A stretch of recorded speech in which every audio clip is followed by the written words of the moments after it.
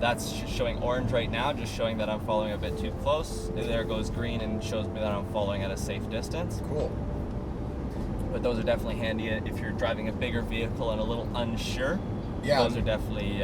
makes things a little easier, yeah, right? nice reassurance. And what's this video tab here? So I've heard rumors you can actually plug in your own video and watch. You can. So basically you have a little home video on a USB. You can watch pirated Shrek 2 or something like that. Absolutely. So for the co-pilots out there you go.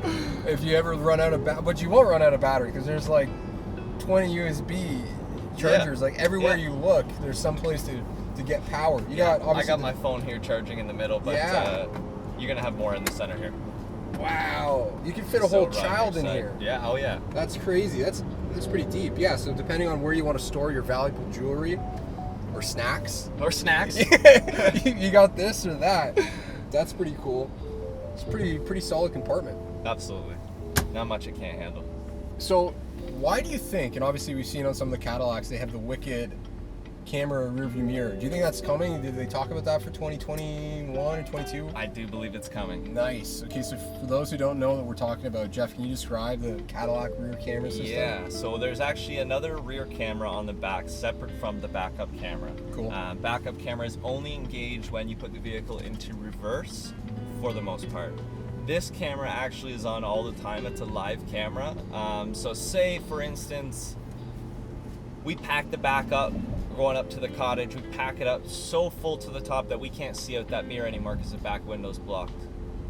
The mirror actually has a tab on the bottom where when you flip the tab, it'll go full video mode for you. So you actually have a full live video out the rear of the vehicle to use just exactly like a mirror. It's pretty impressive, yeah. It's definitely impressive. That's wicked if that's coming to this next generation. That'll be pretty slick. You know what we'll do too, Jeff, is we're going to do some editing magic.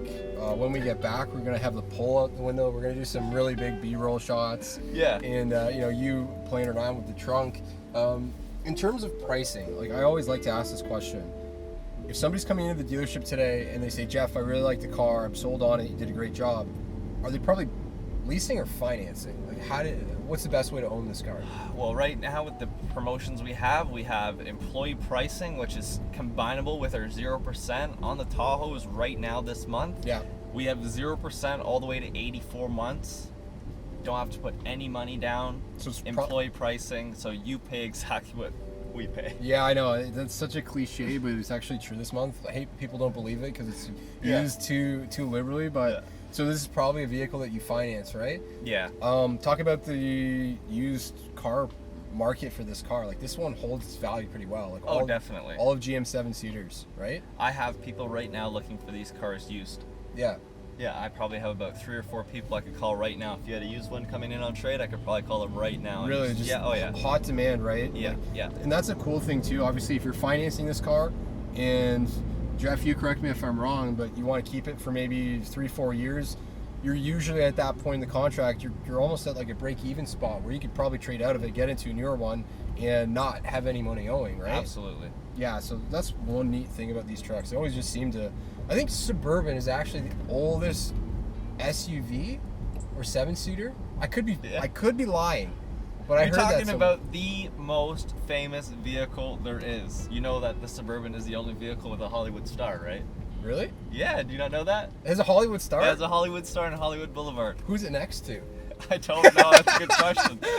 Yeah, last year they put the Hollywood star for the Chevrolet Suburban right on Hollywood Boulevard because it's the most used vehicle in movie sets, as well as getting their equipment to the movie sets. That's they use it as a working vehicle because of the room in the back. Like I said earlier, what can it not handle? That's funny. I didn't know it had a star. No, eh? Yeah, it does. We gotta make a road trip. Yeah, I know. That's good content. Get out there.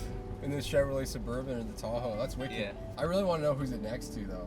Yeah, I know. Me too now. You got me wondering. Imagine being the guy who got the Hollywood star, and you're like, I finally made it, and they put you right in it. You're like, who am I going to be next to? You know, some famous celebrity? Yeah. No, you're next to a car. You're next to a Suburban. That'd be funny, too, if they put the model year. Like, yeah. Only the 2019.